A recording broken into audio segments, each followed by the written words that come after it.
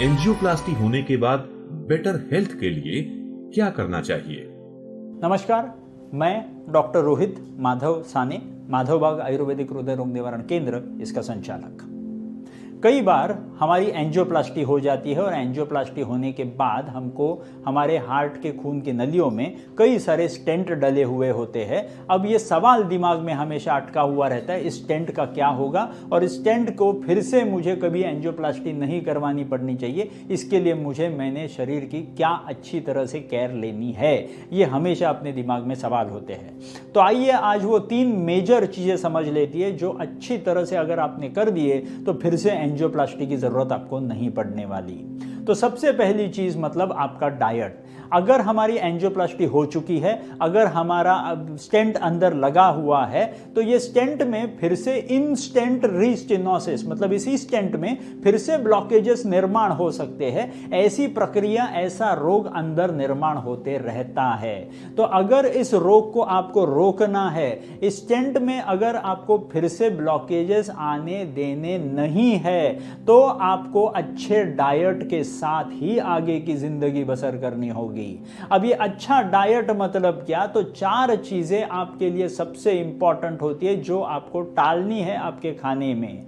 तो सबसे पहली चीज मतलब गेहूं वाली कोई भी चीज, जिस किसी चीज में गेहूं डलता है, गेहूं से बनने वाली चीजें आपने जितनी कम कर दोगे उतनी बेहतर रहेगी। दूसरी सबसे इंपॉर्टेंट चीज होगी वो मतलब चावल। चावल से निर्माण होने वाली चीजें हमारे नॉर्मल खाने में बहुत ज्यादा होती है, उनको जितना कम कर दोगे बेहतर होगा। तीसरी चीज होती है दूध और दूध से बनने वाली चीजें, ये चीजों को जितना कम कर दोगे ऑलवेज बेटर होगा। और चौथी चीज होती है शक्कर और शक्कर जैसी मीठी मीठी चीजें। ये मीठी चीजों से जितने दूर रहोगे उतने ही अपने शरीर में जो कोलेस्ट्रॉल का प्रमाण बढ़ते चला जाता है, वो कोलेस्ट्रॉल का प्रमाण आपके डाइट से ही नॉर्मल पे रहेगा। और अगर आपके डाइट से ही आपने उस कोलेस्ट्रॉल को नॉर्मल रख दिया तो आपको आगे डरने की जरूरत नहीं पड़ेगी। तो सबसे पहला रास्ता आपके स्टेंट जो डले हुए हैं उस स्टेंट को साफ रखने के लिए सबसे बेहतर आइडिया होगी वो होगी आपके डाइट कंट्रोल वाली। दूसरा सबसे इंपॉर्टेंट पॉइंट होता है आपकी एक्सरसाइज। जितनी आप एक्सरसाइज करके आपके हार्ट के मसल को तगड़ा रखोगे, जितनी खून की नलियों के अंदर की लाइनिंग, जिसको हम मेडिकल भाषा में एंडोथीलियम कहते हैं, इस एंडोथीलियम को, जो आपके खून के नली के अंदर की लाइनिंग है, इस एंडोथीलियम को अगर आपने मस्त मजबूत रख दिया तो फिर से कोई भी ब्लॉकेज निर्माण नहीं हो सकता, फिर से कोई भी हार्ट अटैक नहीं आ सकता। तो इस एंडोथीलियम को, खून के नली के अंदर की लाइनिंग एंडोथीलियम को अगर आपको हट्टा कट्टा रखना है तो दूसरा सबसे इंपॉर्टेंट टूल आता है, वो है आपका एक्सरसाइज। अब एक्सरसाइज अलग अलग प्रकार की हो सकती है। कई लोग एरोबिक एक्सरसाइज करते हैं, कई लोग स्ट्रेचिंग वाले एक्सरसाइजेस करते हैं, कई लोग योगासन करते हैं, कई लोग प्राणायाम करते हैं, कई लोग मेडिटेशन करते हैं। तो मेरे हिसाब से ये सारी एक्सरसाइजेस थोड़ी थोड़ी करके अगर हम क्लब करके उसका एक ही सिंपल एक्सरसाइज प्रोटोकॉल, जैसे माधवबाग के क्लिनिक में आप MIB पल्स ऐप डाउनलोड कर सकते हो। उस MIB पल्स ऐप जो एंड्रॉइड प्ले स्टोर पे फ्रीली अवेलेबल है, उस पे ये सारी एक्सरसाइजेस आपको सिखाए जाते हैं। तो ऐसे एक्सरसाइज अगर आप घर ही घर में भी कर दोगे तो आपके इस स्टेंट जो अंदर डले हुए उस स्टेंट को भी आप कम करवा सकते हो, उसके अंदर बैठे हुए ब्लॉकेज जो निर्माण होने वाले उसको भी आप कम करवा सकते हो।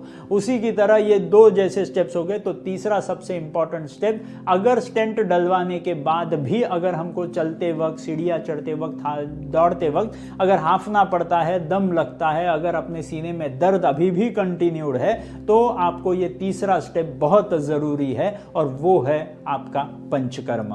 माधवबाग के किसी भी क्लिनिक में, किसी भी हॉस्पिटल में ऐसे बहुत सारे पेशेंट्स होते हैं जिनको एंजियोप्लास्टी करने के बाद, स्टेंट डलवाने के बाद भी सीने में दर्द होते रहता है, चलते वक्त, सीढ़ियां चढ़ते वक्त, दौड़ते वक्त हांफने की तकलीफ रहती है, इजेक्शन फ्रैक्शन कम होता है। ऐसे सारे पेशेंट्स की ट्रीटमेंट वहां पे की जाती है, जिसमें धीरे धीरे धीरे जैसी ये पंचकर्म की जो टेक्निक करते हैं, ये कॉपीराइटेड पेटेंटेड टेक्निक है माधवबाग की पंचकर्म की, जो हार्ट डिसीज के पेशेंट्स पे की जाती है। और ये जैसी ट्रीटमेंट उन पे करते हैं तो उनके चलने की जो स्पीड होती है वो इंप्रूव हो जाती है, उनके 2D इको पे GLS नाम का जो इन्वेस्टिगेशन होता है वो इंप्रूव हो जाता है, स्ट्रेस टेस्ट इंप्रूव हो जाती है, CT एंजियो पे देख करके ब्लॉकेजेस जो थे वो ब्लॉकेजेस भी रिवर्स होते हुए दिखाई पड़ते हैं। तो ये पंचकर्म की जो टेक्निक होती है ये एक्सरसाइज अगर आप घर में भी कर दोगे तो आपके स्टेंट जो अंदर डले हुए उस स्टेंट को भी आप कम करवा सकते हो, उसके अंदर बैठे हुए ब्लॉकेज जो निर्माण होने वाले उसको भी आप कम करवा सकते हो।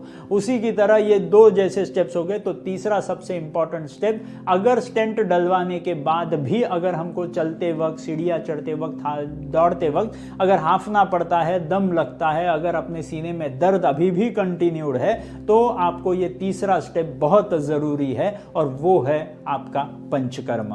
माधवबाग के किसी भी क्लिनिक में, किसी भी हॉस्पिटल में ऐसे बहुत सारे पेशेंट्स होते हैं जिनको एंजियोप्लास्टी करने के बाद, स्टेंट डलवाने के बाद भी सीने में दर्द होते रहता है, चलते वक्त, सीढ़ियां चढ़ते वक्त, दौड़ते वक्त हांफने की तकलीफ रहती है, इजेक्शन फ्रैक्शन कम होता है। ऐसे सारे पेशेंट्स की ट्रीटमेंट वहां पे की जाती है, जिसमें धीरे धीरे धीरे जैसी ये पंचकर्म की जो टेक्निक करते हैं, ये कॉपीराइटेड पेटेंटेड टेक्निक है माधवबाग की पंचकर्म की, जो हार्ट डिसीज के पेशेंट्स पे की जाती है। और ये जैसी ट्रीटमेंट उन पे करते हैं तो उनके चलने की जो स्पीड होती है वो इंप्रूव हो जाती है, उनके 2D इको पे GLS नाम का जो इन्वेस्टिगेशन होता है वो इंप्रूव हो जाता है, स्ट्रेस टेस्ट इंप्रूव हो जाती है, CT एंजियो पे देख करके ब्लॉकेजेस जो थे वो ब्लॉकेजेस भी रिवर्स होते हुए दिखाई पड़ते हैं। तो ये पंचकर्म की जो टेक्निक होती है, ये पंचकर्म की टेक्निक माधवबाग के किसी भी हॉस्पिटल्स में, किसी भी क्लिनिक में जाकर के आप करवा सकते हो।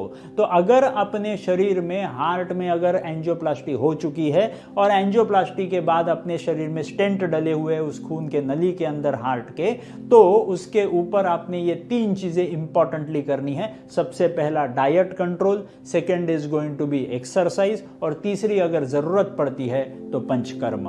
तो ये चीजें अगर हम अच्छी तरह से इंप्लीमेंट करेंगे तो आगे आने वाले दिनों में अपने को हार्ट के बारे में डरने की जरूरत नहीं पड़ेगी, फिर से कभी एंजियोप्लास्टी करने की जरूरत नहीं पड़ेगी, अगर हम अच्छा डाइट, अच्छी एक्सरसाइज और जरूरत पड़ी तो पंचकर्म की अगर मदद लेते हैं तो ऐसे ही बहुत सारे वीडियोस के साथ हम आपके साथ जुड़े रहेंगे। आपके सवाल हमारे पास भेजते रहो, हम ऐसे ही जवाब देते रहेंगे। तो ऐसे ही खुद को हेल्दी रखिए, ज्यादा से ज्यादा ज्ञान लेकर के इस हार्ट अटैक के डर से आजादी मिलाते रहिए। So thank you very much.